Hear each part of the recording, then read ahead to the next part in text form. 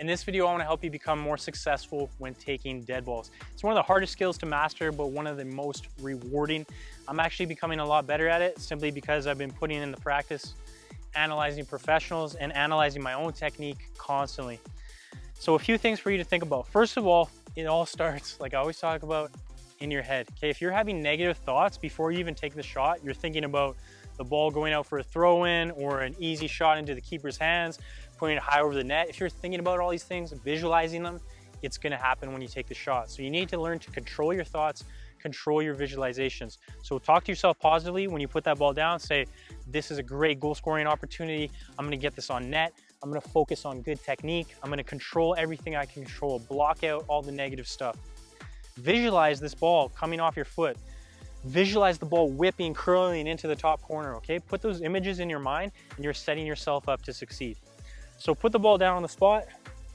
You can put a specific point on the ball, like an emblem, if you want. Some people do that. Personally, I don't do that. I just put it on a nice patch of grass, some nice dead brown grass,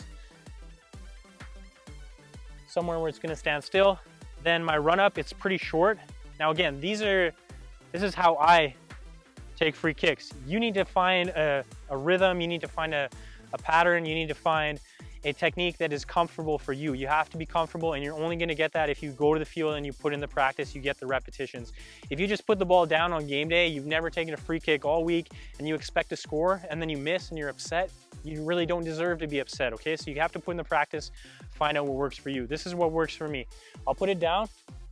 I'll take probably 3-4 steps, something like this distance right here. Not straight on like David Beckham style, whipping around it. I'm more of like a 30-degree angle, something like this. Then when I'm approaching the ball, so I'm focusing on hitting with the inside of my foot. I don't do knuckleballs. I do a nice curling free kick. I think a knuckleball is really unreliable. You might hit a good one out of every 10 or 20. So this is more consistent for me. I'm trying to hit off the inside of my foot, my big toe right there. And I'm hitting kind of on the bottom of the ball. I want to get it up over that wall and I want it to come down. Now, the way it comes down depends on my follow through, but getting it over the ball, I'm trying to hit not really low, but on the bottom third.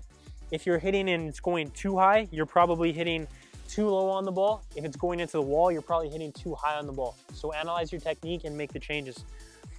But again, I'm hitting with the inside of my big toe there, bottom of the ball. Now the follow through, for me, this is the most important part of getting that whip on it and getting it to come back down.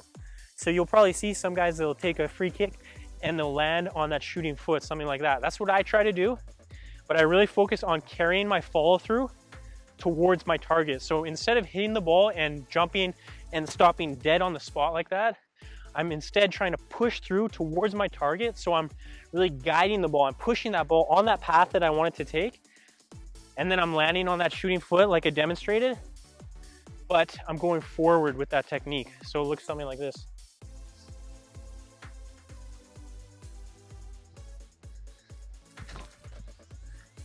Just like that. Okay, so I'm going through it. Now, when I'm looking at the wall, I'm actually really focusing on a spot above the wall. So yes, I am focused on the net.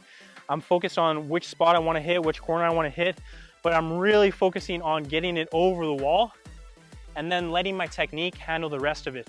So get it over the wall, focus on that good technique, and you're likely that that ball is going to whip back on target. Now again, this is something you have to practice again and again, but check out these clips and try for yourself.